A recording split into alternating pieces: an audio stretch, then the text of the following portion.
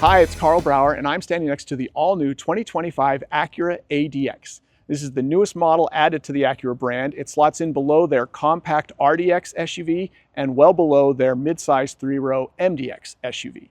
As the smallest SUV, you might not be surprised to learn that it shares a fair amount of mechanicals with their smallest sedan, the Acura Integra. For instance, both vehicles come with a 1.5-liter turbocharged four-cylinder engine that makes, in this instance, 190 horsepower and 179 pound-feet of torque. Now, this engine is attached to a continuously variable, or CVT, transmission. And that's an interesting decision on Acura's part, because a lot of people would question a brand with the tagline Precision Crafted Performance for using a CVT, a continuously variable transmission. These transmissions are known for their kind of droning, non-responsive acceleration, and that really kills the driving fun when you're trying to have a performance-oriented experience. But Acura has added paddle shifters to the steering wheel and given it kind of simulated shift characteristics for the CVT to try to counteract that. And we're going to get in a few minutes and see if it worked. But before we do, let's talk about a few other elements of this vehicle. For instance, the lighting elements are LED front and rear exterior lighting. That's standard across all three trim levels. You also get an 8-speaker audio system, and you get 18-inch wheels on the base ADX. But there are true trim levels higher. There's the ADX A-Spec, and there's the ADX A-Spec Advance. And that's what this one is. This is an ADX A-Spec Advance, the top trim, and that means it can have 19-inch Berlina black wheels like it does here, and in this case it's painted in this urban gray color. It also benefits from a higher-end Bang & Olufsen audio system, and it gets upgraded interior materials. In this case, it's got this white with a blue contrast stitching interior. All of these cars have an impressive amount of interior space. I've been sitting in the car long enough to realize that whether it's the front row or the second row, you've got plenty of room for adults. And behind the second row, you've got around 24 cubic feet of cargo space, depending on which trim. You actually lose a little cargo space in the A-Spec Advance like this one. Or you can fold those second row seats down and get around 55 cubic feet of cargo space. A potentially very impressive vehicle, given its small footprint and its interior space. A lot of good engineering to get that kind of functionality out of the inside of this vehicle, given the exterior footprint. But does it drive like an Acura? Does it provide precision crafted performance? Let's get in it and find out. Driving the Acura ADX A-Spec Advance. Did you get all that? That's the top line version that we're in right now, and this vehicle is equipped with a lot of what you'd expect it to be equipped with. It's got a independent front and rear suspension. It of course has electric assist steering, and as electric assist steering systems go, this one's pretty good. Credit to Honda and Acura, who had some of the best hydraulic assist steerings before everything went electric, that they've still maintained that position in the hierarchy. They've got very good electric assist steering in terms of ratio and what it's trying to tell you is going on with the front wheels as you drive. Because this is a top-of-the-line one, you do also get, as I mentioned, that Bang & Olufsen audio system, which I have cranked already, and it sounds quite good. And you do get the top-of-the-line interior materials. For instance, this kind of cool full leather, ultra suede seats with these cool blue inserts on them that hopefully you can see behind me.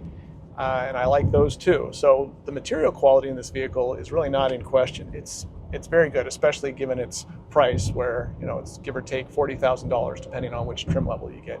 Definitely has a luxurious feeling interior. And the interface is also pretty good. We like dedicated climate controls and dedicated knobs that you can use to control temperature and sync. This is good. And we do like the cooled seats. This is a typically warm day here in Southern California in the summer, and the seats are pretty warm.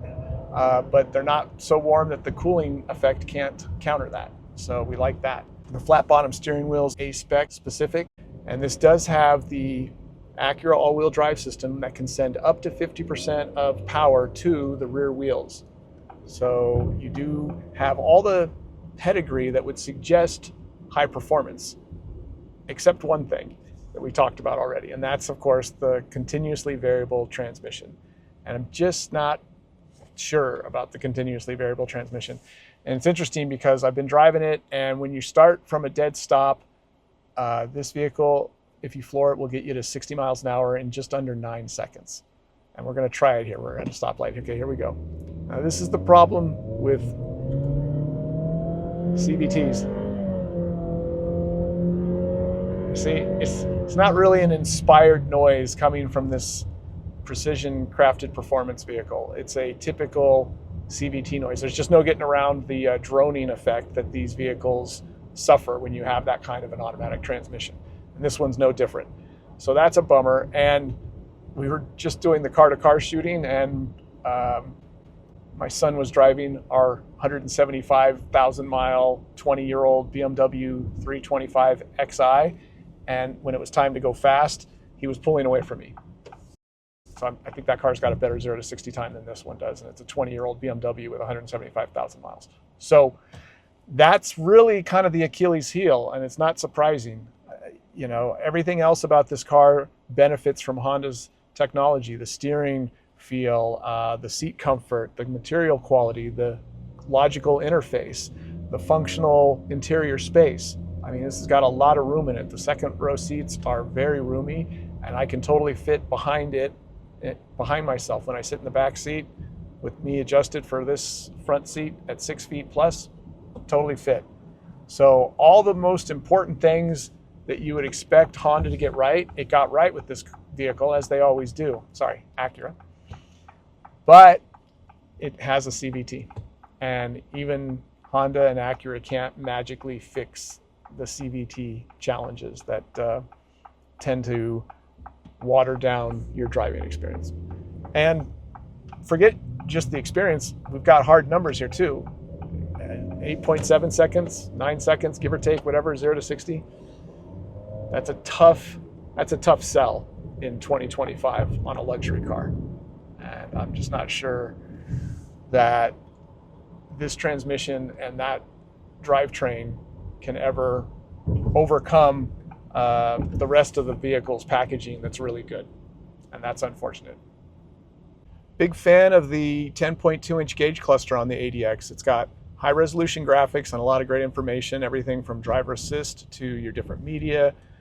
You can see that I'm listening to Pet Sematary, the book that Stephen King considered his scariest one, apparently, but you've also got all the driver assist info in here. You can set cruise control and lane keeping assist. So good info here and well presented. The center stack's also nicely laid out. Of course, you've got CarPlay, but you can go back into the Acura system if you want and see what's going on in there. Lots of settings that you can do. There's my Stephen King book again. But you've also got dedicated climate controls down here and real knobs to turn to adjust things. So very clear and easy to use. Let's not forget dedicated volume knob. Yay, we love that. In terms of interior space, this vehicle is quite impressive. Don't forget, this is the subcompact luxury category. It's as small basically as you can buy in the US. So this is the HR-V's sister vehicle from Honda. That means it's tiny on the outside, but I've got this seat adjusted for me and I'm still totally comfortable back here. In fact, I've got room to recline and you can't even see my face if I do.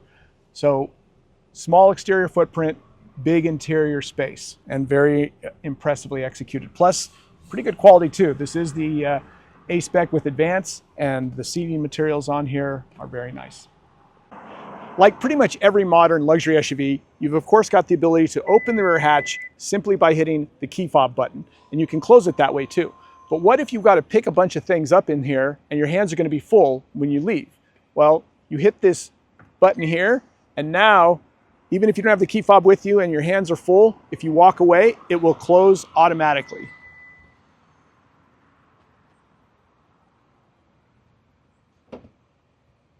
All right, so we're on a twisty road here, experiencing the performance elements of this vehicle in an environment where you would want them on a twisty road.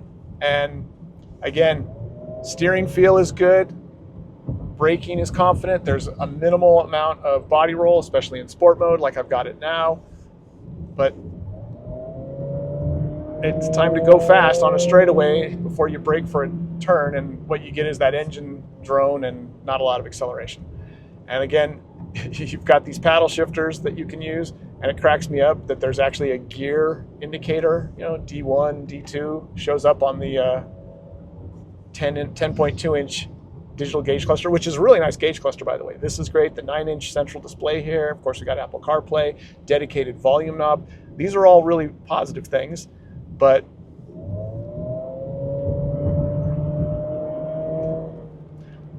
it does accelerate. I'm not going to say that it doesn't pick up speed. It's just you don't really get a sensation of it, and it's not really rapid speed, and it's not responsive. Throttle response just feels like what you would expect throttle response to feel like in a continuously variable transmission vehicle. And that's typically not a good thing, and this car follows the rule of not being a very good throttle response just because there's not a direct connection. Remember, continuously variable transmission, you've got like basically two pulleys, or actually I think you've got two cones with a belt running between them, and the cones are constantly in movement relative to each other to try to maximize fuel efficiency for the engine. It probably couldn't be any less performance oriented than a continuously variable transmission. And that's great for EPA requirements and avoiding fines for not having a high enough CAFE standard, but it's just not good for performance. So that's a bummer, because everything else about this vehicle I really like. And if that's what you really want, are the elements that this vehicle offers besides the acceleration, I think it's a great consideration in this category. You do get a really plush materials here. Cooled seats are working extremely well right now. Great interface, roomy interior, good handling, quiet. Everything else is fine. It's not going to be fast. It's not going to feel fast, and it's not going to feel encouraging when it's time to accelerate. You're just not going to be inspired to drive the car aggressively, because you're not going to get a lot of response from it when you do. In terms of value for the money, the ADX does look pretty good on paper. At $35,000, you're getting a lot of standard equipment for the base trim. You can kick that up to the A-Spec mid-grade model for $38,000, or you can go for the all-out A-Spec with advanced package for $42,000. Each one of those is a front-wheel drive vehicle. If you want to add all-wheel drive, it's an additional $2,000 at each of those trim levels. And if you go for the all-out version like you see here, you do get the 19-inch wheels, you get that really good 15-speaker Bang & Olufsen system, you get the big panoramic sunroof, and you really get some great ultra-suede interior material quality throughout the seats and interior. But you're not going to get away from that CVT no matter what trim level you buy, and that really is the vehicle's kind of Achilles heel. I think in this category, that kind of driving experience may not cut it for a lot of buyers. I think there may be other choices that people would rather have. Unless you really don't care about the performance and you're much more into the styling and the interior design and the functionality and the technology that this vehicle has, which is impressive in this category. If you don't mind the CVT's driving behavior, this could be a very good choice for you.